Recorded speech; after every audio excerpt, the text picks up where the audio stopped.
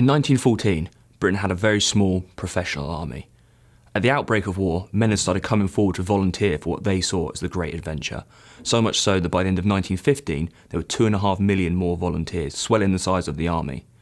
However, throughout December 1915, the pace of those volunteers started to slacken, and the government realised it would need more men to continue the war effort. This led to the introduction of the Military Service Act in 1916, which meant that all men of a certain age and a certain health standard would be forced to fight. They'd be forced to do military service and join up. The Battle of the Somme saw a combination of these new armies of volunteers and also those conscripts go forward together. In December 1915, preparations had begun for a joint British and French attack on the Germans along the River Somme. The plan was to attack along a 40-mile front that would break the Germans and win the war for the Allies. However, in February 1916, the Germans launched an attack of their own on the French at Verdun. This forced the French into a defensive effort, drawing in more and more of their resources. The Somme plan had to change. Suddenly it was about relieving pressure on the French at Verdun. In the last week of June, 1.5 million shells rained down all along the German positions on the front, and on the 1st of July the troops went over the top.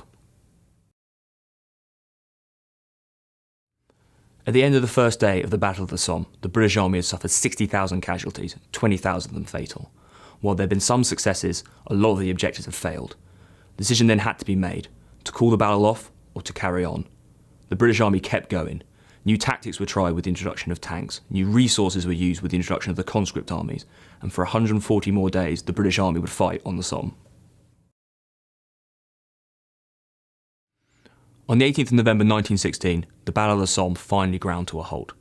The British had advanced 7 miles, Verdun had been saved, and the German army had suffered such huge casualties they were forced to retreat in the spring of 1917.